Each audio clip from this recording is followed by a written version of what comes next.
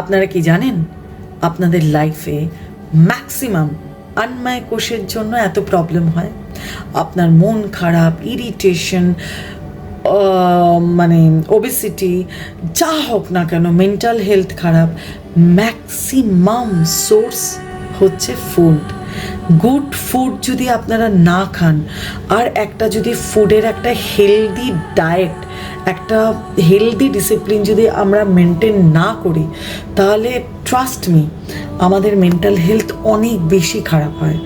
আমাদের অন্নময় কোষ, মানে অন্ন থেকেই আমাদের সমস্তটা দাঁড়িয়ে আছে।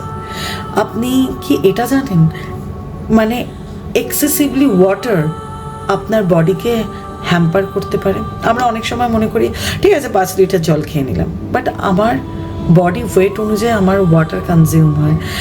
আমি নিজে জানতাম না যে একদিনে একটা মাত্র ফল খাওয়া উচিত, বাট আমি আজকে জানছি। আমি তো পাটি ভরে ফল খেতাম, তার জন্য আমার ওয়েট পুট অন হয়েছে। 6 মাসের মধ্যে আমি এইভাবে ওয়েট পুট অন করেছি আমি কোনোদিনও ভাবতে পারিনি।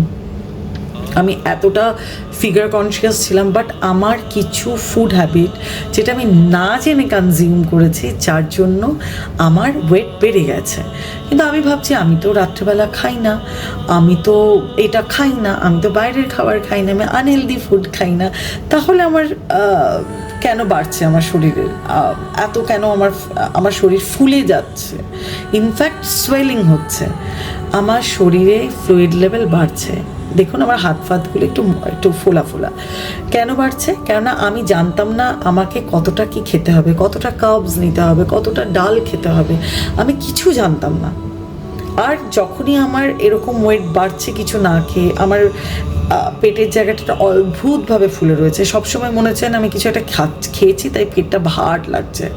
এগুলো সব কিছুর রিজন হচ্ছে ফ্লুইড লেভেল বেড়ে যাওয়া।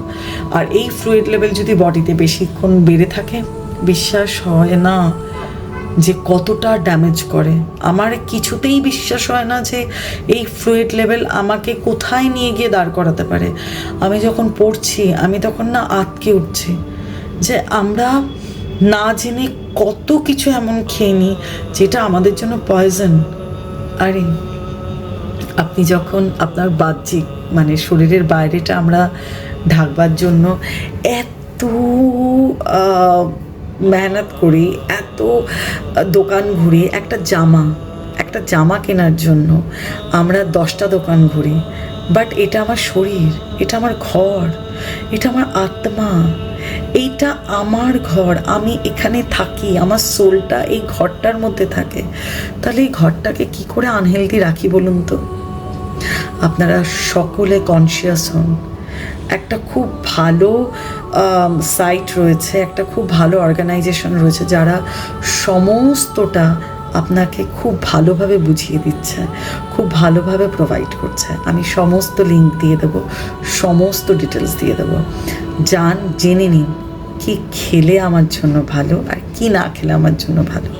আমি খুব কম খাই বা আমি রাত্রেবেলা খাই না, ডাজন্ট ম্যাটার ইজ দ্যাট যে আমি ঠিক খাবারটা ঠিক সময় ঠিক পরিমাণে খাচ্ছি। ভালো থাকবেন, ভালো রাখবেন। হর হর মহাদেব।